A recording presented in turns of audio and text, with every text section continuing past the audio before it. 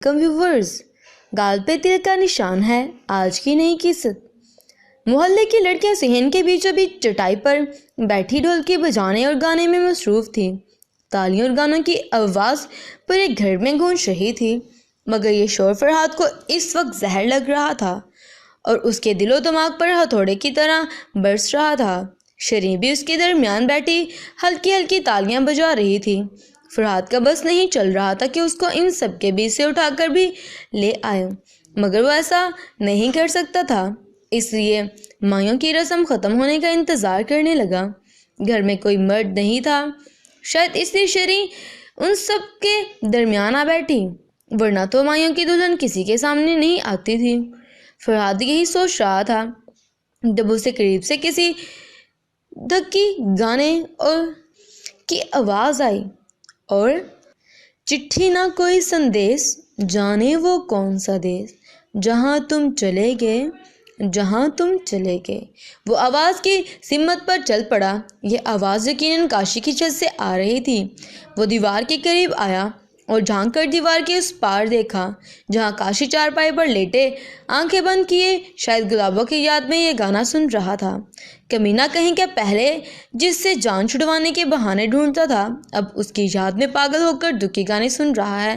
ویسے کتنا خوش قسمت ہے نا تو کاشی بھی، اس کے پاس اس کا دل پسند محبوب ہے، اور ایک میرا محبوب ہے جو کہ غیروں کے نام کی مہندی لگوانے جا رہا ہے۔ فرحاد نے ایک سرد آہ بھری، اور 14ویں کا چاند اسے کتنی ہمدردی سے دیکھ رہا تھا، اس کا اسے اندازہ ہی نہ تھا۔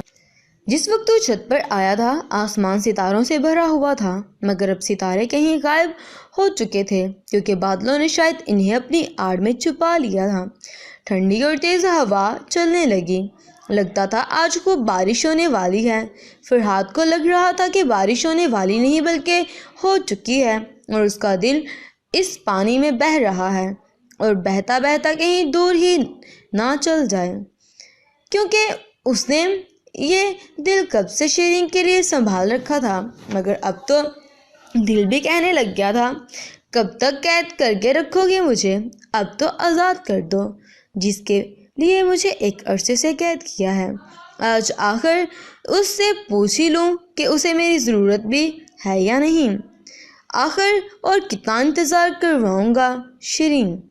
فرحاد دل میں سوچتا ہوا دیوار سے الگ ہوا اور واپس مڑنے لگا، جب کاشی نے آنکھ کھول کر اسے پکارا، اور فرحاد تو کب سے یہاں کھڑا ہے اور یہ منہ اٹھا کر آسمان میں کیا تلاش کر رہا ہے؟ کچھ نہیں یار، فرحاد دھیرے سے بولا۔ کیا مطلب کچھ نہیں؟ کچھ تو ہوا ہے تجھے۔ کاشی چارپائی پر کھڑا ہو کر دیوار پر بیٹھتا وہ پوچھنے لگا، کیا تجھے نہیں معلوم ہوا کہ مجھے یہ ڈھول کے گانوں کی آواز کیا کچھ بھی سنائی نہیں دے رہا تجھے؟ اتنا بے پرواہ بے خبر کب سے ہو گیا تو کہ جان ہی نہ پائے، سمجھ ہی نہ سکے کہ آخر تیرے دوست کو کیا ہوا ہے۔ فرحاد رو دینے کو ہوا۔ ایسے مت کہہ میرے دوست، سب معلوم ہے مجھے، جانتا ہوں کہ اس وقت تیرے دل پہ کیا بیت رہی ہے، مگر میں بھی بے بس ہوں فرحاد، اس عین وقت پر تیرے لیے کچھ نہیں کر سکتا۔ شادی کا معاملہ ہے، کوئی چھوٹی موٹی بات نہیں جس میں ٹانگ اڑا کر اسے رکوا دوں۔